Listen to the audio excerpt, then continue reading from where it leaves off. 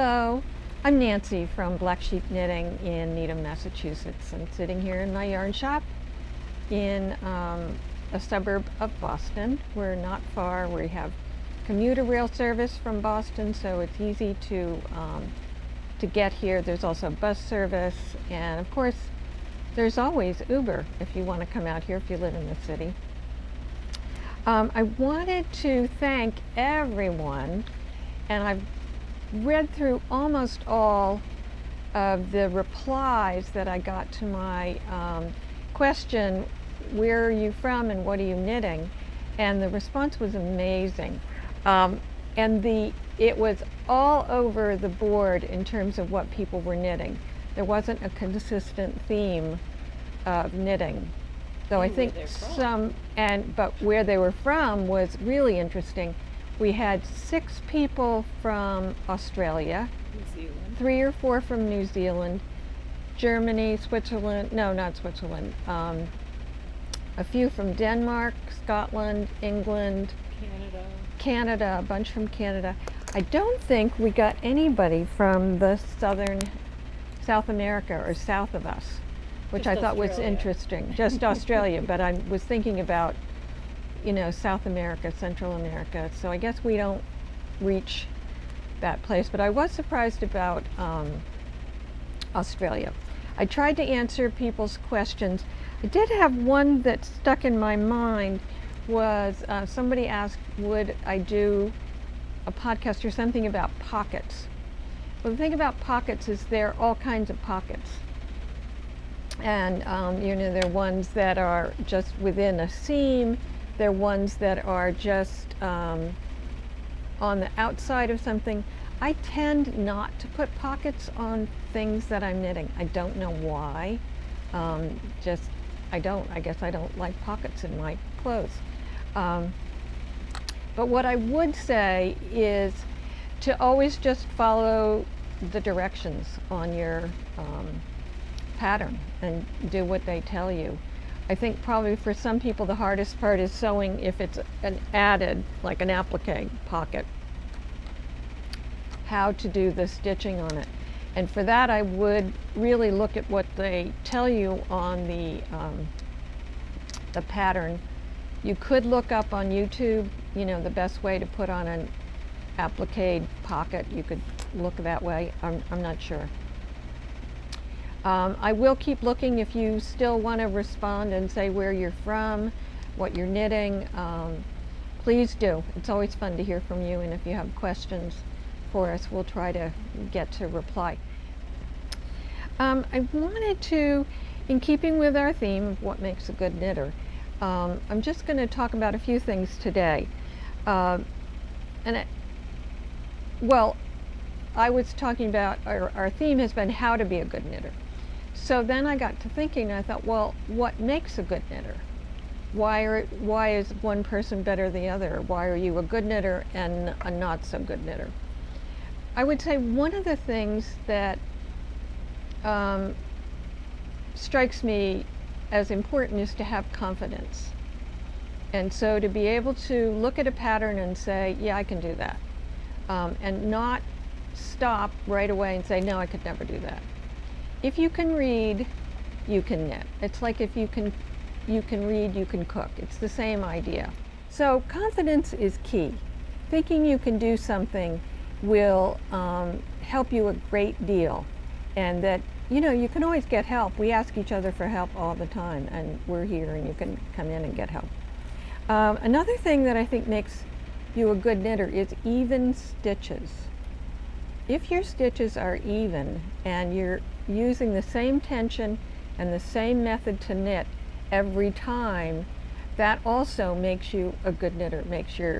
I've seen people who are beginner knitters and their stitches are perfect. Mine tend not to be all the time because I've got so much arthritis in my hands that I don't do things the same way all the time. Sometimes I have to switch the way I'm knitting because of stiffness, and I have one finger that's just constantly sore.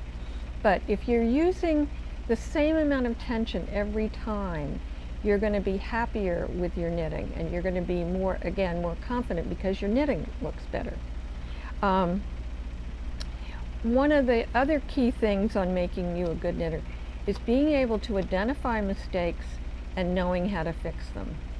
And we've shown people, we do a tips and tricks workshop often in here, and in that workshop we show people how to fix their mistakes. So being able to identify mistakes. And the book that I showed last week, When Bad Things Happen to, I think it's called When Bad Things Happen to Good Knitters, that has a lot of information in there that shows you how to do them. So learning how to fix your mistakes will make you an infinitely better knitter. Also, paying attention to, what's going on in the knitting world. Oh, and we have a handy little tool called Fix-A-Stitch, and what it is it looks like crochet hook with a hook on either end, and they come in different sizes. So this is key for fixing dropped stitches. So learning how to fix, in garter stitch, which you have to do it 2 different ways depending on which row you're on. The other thing that I think makes you a good knitter is good finishing. If you knit, beautiful sweater and then your seams are ragged and have holes in them, it's going to ruin your whole piece. So learning how to do seaming and learning what seaming method to use on what piece is really important, because there's a 3-needle bind off, which is one method. There's mattress stitch. There's what I call a running stitch. So there are different ways to finish off. The other important thing is to learn to weave in your ends and do it properly.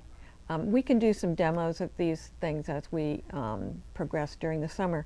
But and first of all, there are no knots in knitting.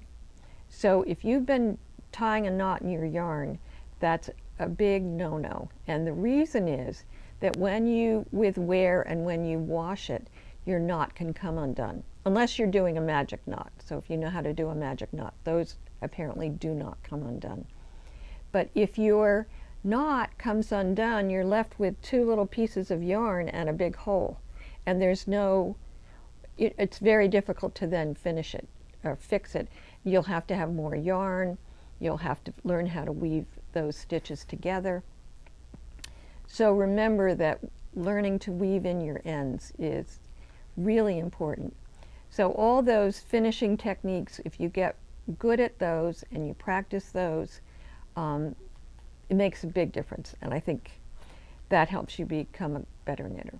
So those are some thoughts I had on being a good knitter, or what makes you a good knitter.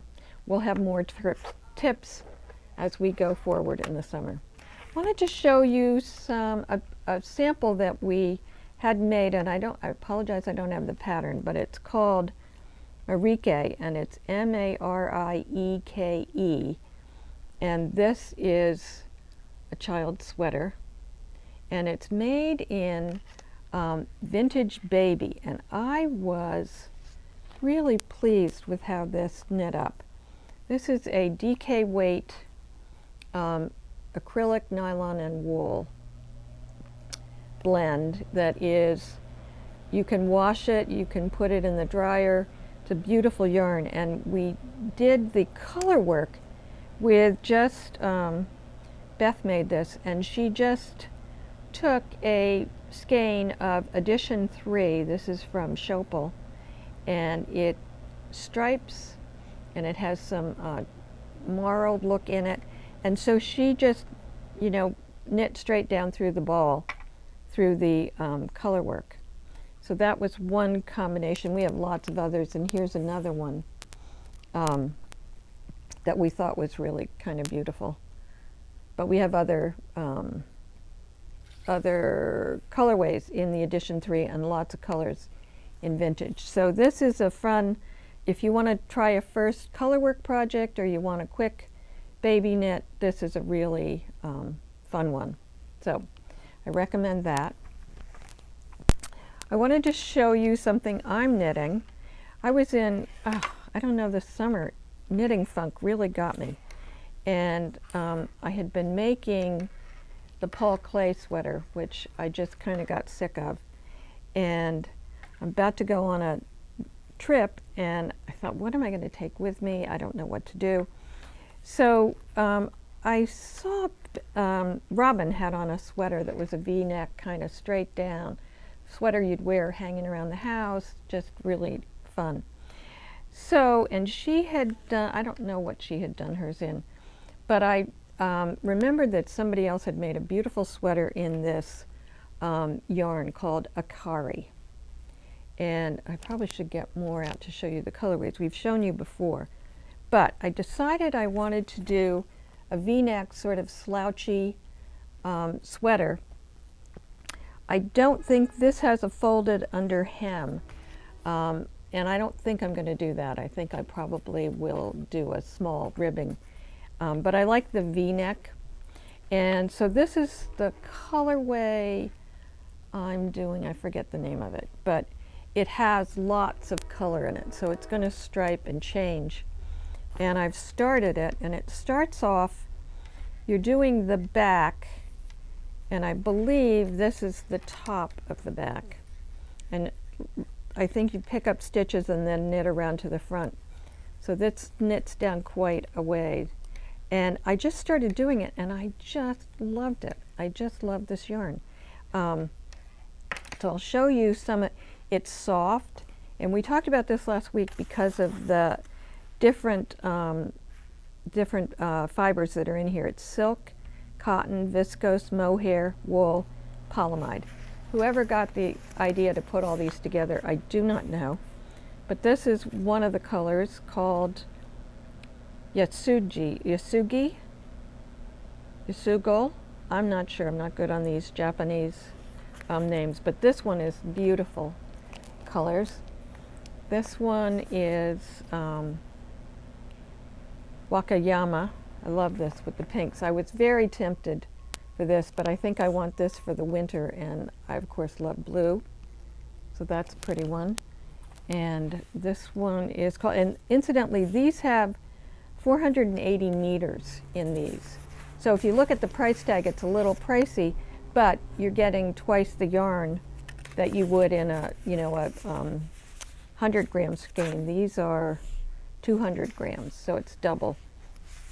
This is one with some greens and some earth tones and lavender.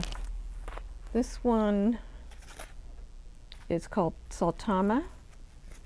This has got purples and it's got a little bit of rust. Really, these are just so pretty. This one, ooh, this is a nice one. I haven't looked closely at this. This is called Ichihara, and that's got some really nice colors in it. And incidentally, this is super soft, and this is the colorway I'm working with, which is called Hirasaki. So I recommend this for any kind of just plain sweater. It would be great. We also did the shift shawl. Is it the shift? In it with 2 different colorways. Anyway, I'm having fun with this. I think it's going to be great vacation knitting. And I'm on a size 7. It calls the pattern, this pattern called for a 6, but I got gauge on a 7. I wanted to show you some new things that we got in the shop this week that I'm kind of excited about. We have an acrylic that we love. It's called Uptown Worsted, and people have been knitting with it and loving it. The price is right. It's not expensive.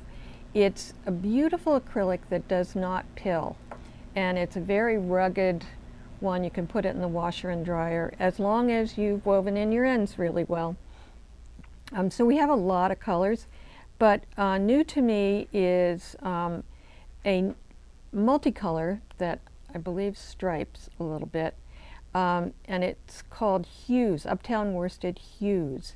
And so I'm going to show you the colorways. I think these will be really fun for baby clothes, baby blankets. This one's called Santorini Blues. This one is Sanibel, the beach. This one is called Flat, Salt Flat. Oh, I need to read a little bit more carefully. Salt Flat. It's got pinks and beige and gray. And this one I think is fun. These are good like for when you don't, if you're making baby clothes, you don't know the sex of the baby, or the blanket you're making, you don't know. These are good ones to try.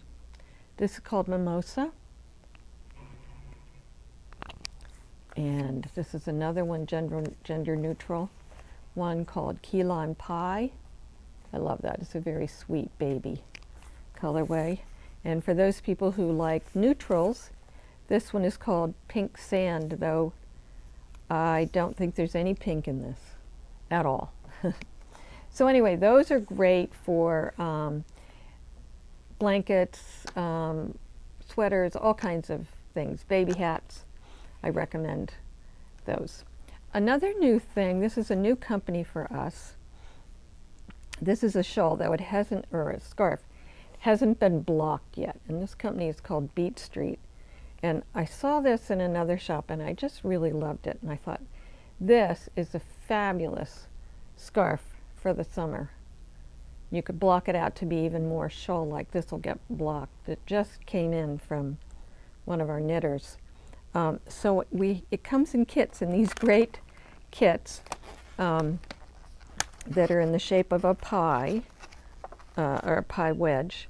And this is called Silk 3 Ways. So this is a raw silk, and they come in all these colorways. So it's 3 colors per scarf. This one has some blues and a sage color. I don't know if they have names. Oh, this one's called, oh, they're all different. Risoni, Fusilli, and Speck. But you would want to see what color suits you.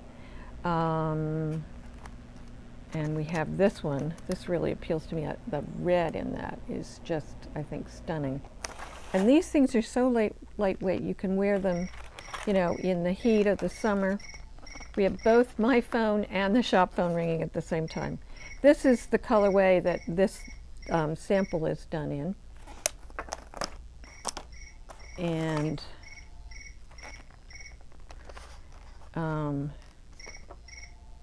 this one is like a pumpkin color and a brick color and a gray. I think that's kind of pretty.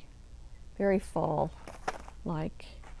And we have, I think I showed you this one already. That I showed you. And this one has kind of a limey, dirty lime green. I don't know how to avocado, brown, and sort of a dark sage color. So these kits will be available probably not till next week, I don't think.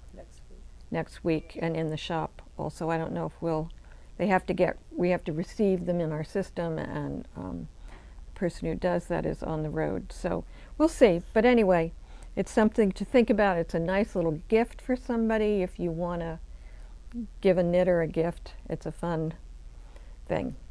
And then lastly, from the same company, Beat Street Yarn, and this includes the pattern, this little kit, as does this. And these are hemp therapy cloth, washcloths. So they have because they're hemp and they have a little texture to them, they're great for exfoliating. So I thought, and I've never been a fan of washcloths, but I saw these and I thought, wow, this is really fun. And again, this is a great gift, or it's a great gift to make for someone and, you know, wrap it around a bar of handmade soap or something. And Fiola, we're a little low on Fiola's soap right now, but I think we'll have more. So they're, and they come in great colors. So those are some neutrals. This is some sort of bluey greens and sage, and This one is a bluey green and a gray. But I think these would be a lot of fun. A quick little fun knit, something you could knit at the beach. There's some more colors. And here's some really pretty earth tones. So I think those, these will also be available next week. The pattern is included, so you will be able to just knit. And it's also a great gift for a friend, and you know, who knits. Lastly, in the shop we got some canvas bags, and from a company called Mood, and they're a great price. They have, is this a pocket? What is this in here? Oh, there is a pocket in here with a zipper. This comes out so you can make it even larger than it is. And it's a sturdy canvas or cotton, heavy cotton bag. So that's one with balls of yarn. This one has all kinds of it's the same style. It's got a zippered pocket on the inside, and this pulls out, and has all kinds of things all over it. So lots of fun. And then lastly, I thought there was, oh yeah, this is a crochet one, but you can be a knitter and have this as well. So anyway, those will be in the shop today if anybody is interested. Great for a knitting bag. So I think that's all I have for today. I'm not sure we'll broadcast or record next week because I'm going to be on vacation for a week, but we will as soon as I get back. And I hope everybody has a great week of knitting. Now's the time to start thinking about knits for fall, knits for if you're going to go to Rhinebeck. Andrea Mowry has a new pattern out. It's a vest and a sweater. You can look at those for Rhinebeck sweaters. We may even think about doing a Rhinebeck vest. I'm not sure. We'll have to see what energy I have when I get back. Maybe we'll do a little knit along here in the shop. We'll see. I'm not sure what my Rhinebeck sweater will be this year. It won't be Andrea Mowry's. I don't think I'm going to do that. But a lot of people have come in and have bought yarn for it. So we've got lots of colorways in dyed in the wool that would work. We also have the edition 3 that would work. And then we have minis that will also work if you want to try that. And I think it calls for mohair. We've got lots of mohair. So, and sport weight yarn. So come in, take a look, and we'll see you next time. Bye.